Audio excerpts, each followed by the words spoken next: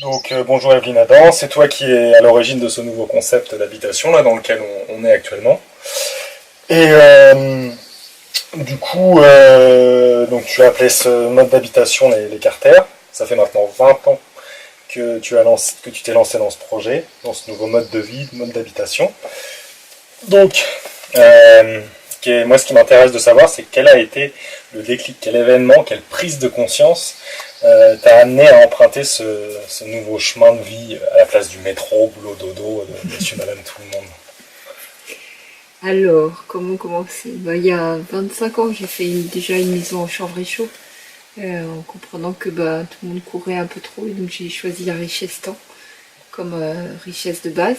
Et donc j'ai pris le temps d'être avec mes enfants, de travailler un peu moins, et de faire une maison moins compliquée. Donc c'était la première maison, mais qui était déjà encore un peu trop compliquée. Et du coup, je me suis mis à inventer la première petite carter, qui était un peu un hasard, on m'a donné du chanvre, etc. Et ça, c'est il y a 20 ans. Et puis j'ai voulu avancer, je me suis aperçue que c'était un moyen de construire vraiment magnifique et très simple, surtout très écologique. Et surtout, l'idée, c'était que j'ai vu que les générations qui arrivent n'ont pas vraiment de planète, ils n'ont pas d'endroit où habiter, et c'est un gros problème sociologique à mon sens. Et puis, ils ne peuvent pas réellement faire des maisons écologiques, parce que les maisons écologiques, ça peut coûter jusqu'à 100 000 €, en tout cas si on l'a fait faire. Voilà, et donc la carter est née petit à petit comme ça, avec cette idée de libérer le problème de l'habitat, parce que c'est un réel problème, et de faire un habitat extrêmement discret. Donc un des problèmes de l'habitat, c'est qu'il est aussi pas très discret, qu'il est extrêmement polluant, qu'il prend beaucoup la place. On voit bien les lotissements, tout ça, comment ça mange aussi les terres. Donc c'est pas que la carter, c'est la carter et le jardin jungle qui va avec, et donc tout un concept est né petit à petit d'habiter en bonifiant la terre. Et donc voilà toute l'histoire. Un petit bout de l'histoire. Tout à fait, très intéressant. Donc, du coup, peux-tu nous parler de cet habitat, de ton mode de vie, comment vis-tu, comment t'alimentes-tu, quelle relation justement tu as avec la nature, et puis cet habitat, quoi. Pourquoi le cercle, pourquoi ces matériaux aussi, voilà.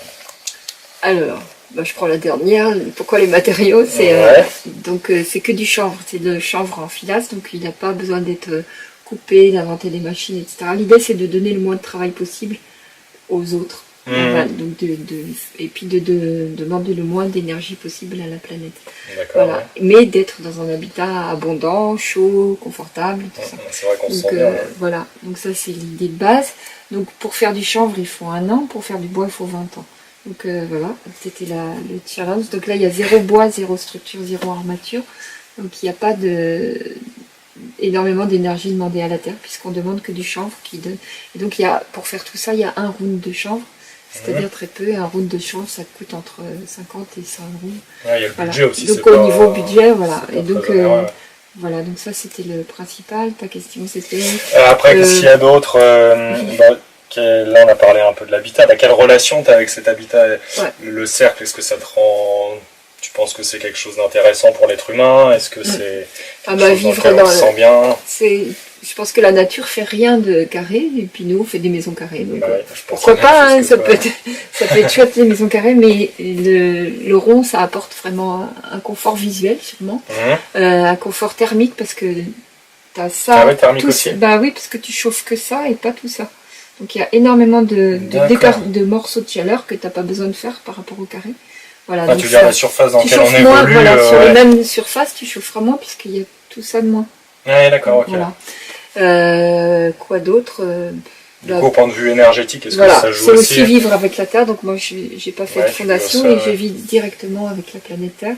Donc je dors avec cette planète et et du coup d'être avec elle. Parce que si on considère que c'est un être vivant, on peut se mettre en partenariat plus facilement en vivant comme ça, sûrement, plutôt que dans un HLM, c'est possible que c'est plus difficile. Quoi. Ouais, ta vision quand tu es allongé au sol, c'est que tu t'imagines vraiment proche de la mer, proche c'est l'énergie, c'est de l'énergie, il y a vraiment une énergie. Tu le ressens vraiment ça? Pourquoi tout le monde s'allonge sur la plage, sur le sable pendant des heures? Parce qu'il y a quelque chose qui se passe sûrement inconsciemment peut-être. Il y a vraiment quelque chose qui se passe en étant avec. Quoi. Moi quand je vais dans une maison où on me prête une maison ou sur des stages où je vais. Voilà, j'ai pas beaucoup d'autonomie énergétique si je dors pas dans la carte. Enfin, je deviens, comment dire, une femme de mon âge normal, quoi. D'accord, ok, ouais, tu sens que rien que l'habitat comme ça, change beaucoup l'énergie, c'est clair. Et puis il y a une sorte d'enthousiasme d'être. Parce que si tu es bonifiant, si tu fais que la planète va mieux parce que tu es là, ben, il y a l'énergie de l'enthousiasme, on en parlait hier, c'est voilà, dans l'enthousiasme, il y a quelque chose qui donne de l'énergie tout simplement. Ouais. Peut-être qu'il vaut mieux une petite dose d'enthousiasme qu'un complément alimentaire. D'accord, ok. C'est vrai, ça c'est sûr. Donc aussi, quelle relation tu as avec la nature? Parce que là, on est dans l'habitat, mais autour de l'habitat, tu as aussi ce que tu appelles le jardin jungle. Ouais. Peux-tu nous en parler un petit peu? Alors, le jardin jungle, il est né petit à petit. J'ai acheté ce terrain, c'était une friche. Avec. Donc, la friche, c'est la maman forêt, c'est-à-dire que de la friche naîtra la forêt. Donc, c'est une très bonne chose, la friche, parce que la friche, elle tombe après, elle donne de l'humus pour la forêt qui est sortie de la friche. Donc, ça, c'est une très bonne chose. Mais on peut très bien faire des clairières dans la forêt. Donc il y a la forêt derrière, ensuite il y a la forêt fruitière que j'ai plantée. Et donc j'ai accueilli des plantes sauvages, de plus en plus de plantes. J'ai été les chercher dehors où elles sont comme ça, pas très heureuses, et je les ai amenées là, donc elles deviennent de plus en plus grandes. Il y en a qui... Là, il y a des plantes qui sont des espèces de chardons que tout le monde arrache d'évidence. Elle est montée à 3,50 m. Voilà. Et c'est un chardonneret. Les chardonnerets vont venir manger les petites graines de ça. Donc les chardonnerets viennent parce que cette plante, etc. Donc c'est tout un...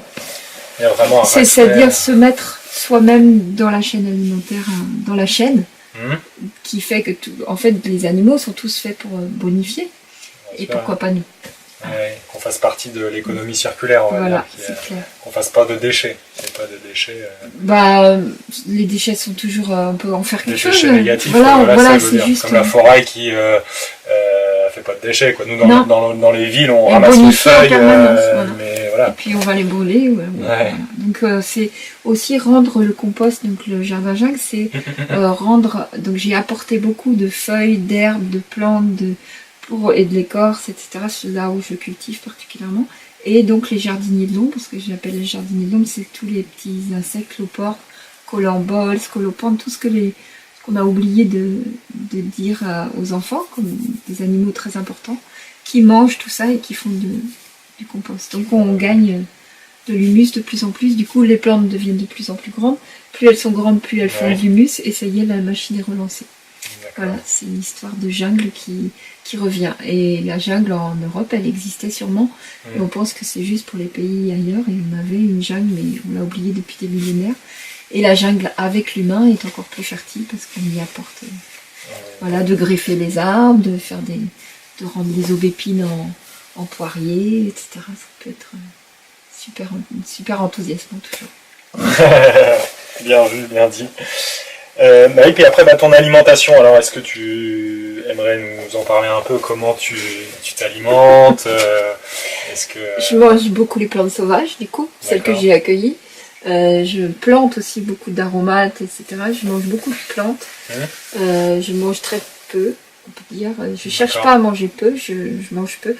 Plus je crée, moins je mange, plus je suis enthousiaste, moins j'ai besoin de manger. Mais je nourris aussi mon nez des bonnes odeurs. Il y a plein de plantes qui sont bonnes. Je nourris mes sensations. Donc je pense qu'on nourrit que la bouche. Et du coup, on mange beaucoup. Et je pense que j'ai l'impression que l'humain mangera moins et de manière plus qualitative, quoi. D'accord, tu penses qu'on peut manger, c'est plus de l'énergie alors qu'on pourrait s'alimenter Oui, il y a tous ces discours-là. Non, moi j'ai un discours très simple. Là, il y a du thym citron, du thym, du romarin, de la sarriette. Il y a tellement de plantes qui sentent bon déjà, mais qui sont aussi bonnes et puissantes. Voilà, donc il y a toujours là j'ai des tisanes avec toutes sortes de plantes, mais vraiment beaucoup de sortes. Après, je fais des tartines de pesto d'ortie. Enfin, il faudrait raconter beaucoup, ce serait long à expliquer.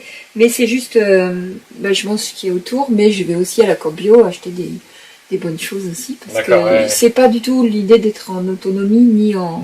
Voilà, c'est être dans cette société et d'acheter ce que les autres font, mais avec une optique de moins abîmer, tout simplement, et de bonifier. Donc moins abîmé, c'est une chose, c'est bien déjà, mais c'est pas assez. Bonifié, ça devient enthousiasmant toujours. T'as raison. C'est la journée de l'enthousiasme. Bah c'est ça, bah tu vois justement tu m'as enlevé le mot de la bouche parce que la question d'après c'était ça. C'était tu parles souvent d'impact bonifiante. Ouais. Donc bah peux-tu nous parler de ça, ce que ça signifie pour toi, la définition pour toi d'impact bonifiant. Donc l'impact bonifiant c'est c'est le nom de mon entreprise, donc amélioration du territoire par la présence de l'être humain. Voilà, c'est la phrase de mon entreprise qui devient une entreprise aussi bonifiante parce que ça donne du travail agréable à ceux qui le font, etc. et qui font qu'on bonifie toujours la terre.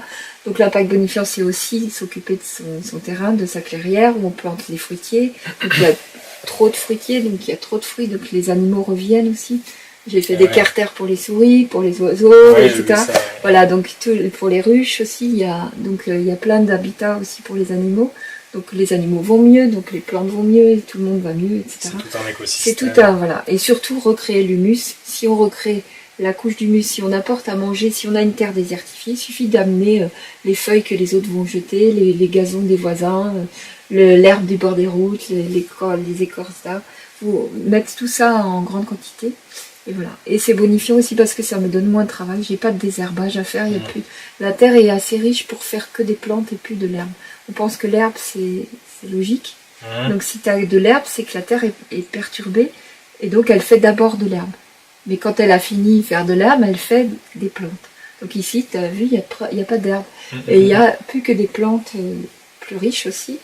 En tout cas, elle a moins besoin d'herbe. Voilà.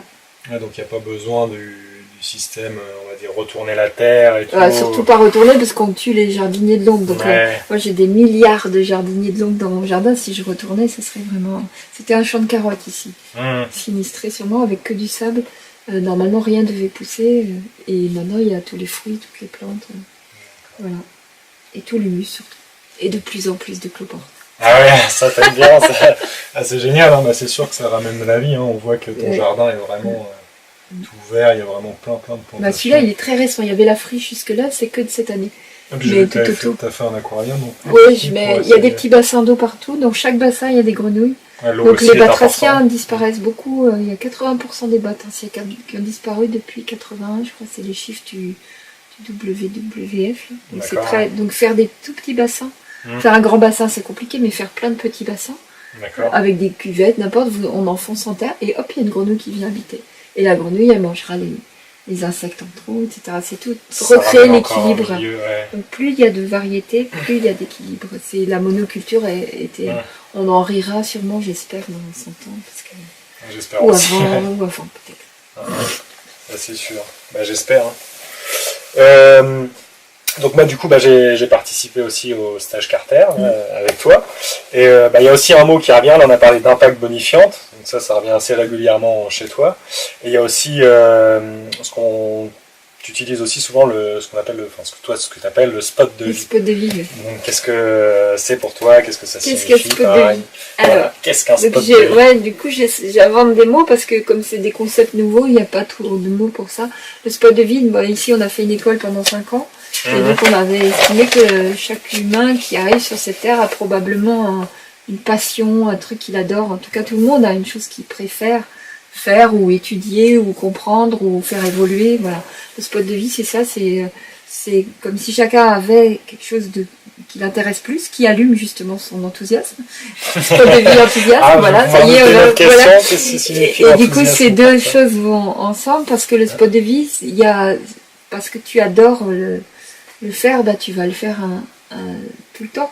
Et si tu es accompagné depuis l'enfance à développer ton spot de vie, on ne te forcera pas à avoir avec des notes, des examens, toutes ces choses.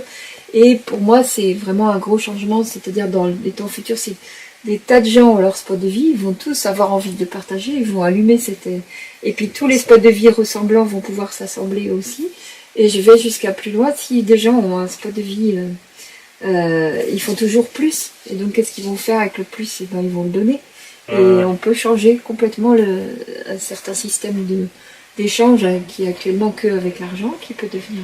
Mais pour l'instant, on a l'argent, c'est obligatoire, et on peut continuer comme ça. Mais si on développe le spot de vie, il va y avoir beaucoup plus probablement de dons, ou de dons en parole, en objet, en création.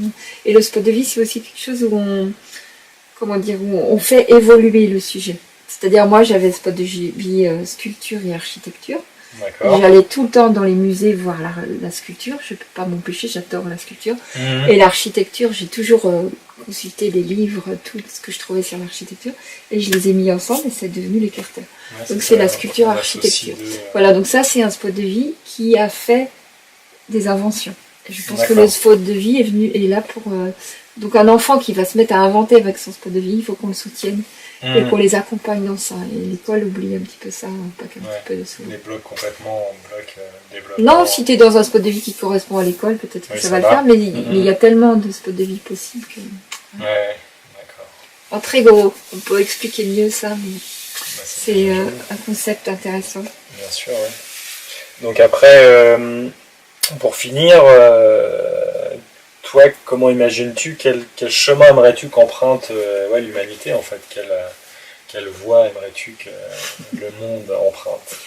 Je pense que chacun doit trouver sa vérité, donc moi j'ai cherché la mienne, donc j'ai posé les actes, et des gens vont s'inspirer peut-être, mais je crois que j'ai pas à chercher une voie pour l'humanité. C'est peut-être là qu'on s'est tous trompés depuis toujours, de faire des troupeaux, de penser tous pareil, etc. Je pense qu'il y a autant d'humains que de vérités, et que toutes ces vérités qui vont se trouver vont s'associer en étant contents d'être pas toujours d'accord. Donc nous, on joue ici à être content d'être pas d'accord, c'est-à-dire de réussir à apporter ces vérités en les apportant comme un plus pour trouver des solutions entre les vérités. Voilà, donc je n'ai pas d'idée pour l'humanité, j'ai juste des idées pour moi et j'espère que chacun aura la sienne pour la poser à côté des miennes. J'espère aussi. On va tout faire pour, en tous les cas. Oui, super. Ok, écoute. Merci. Merci à toi, Evelyne, pour ce partage. Voilà, bon nid de fil à terre avec des spots de filles dans l'enthousiasme. J'espère, ouais. C'est ça. Nouveau programme. C'est clair. C'est un grand programme. Écoute, Evelyne, je te remercie. Ouais, merci à toi. On va essayer de partager ça avec d'autres personnes. À suivre.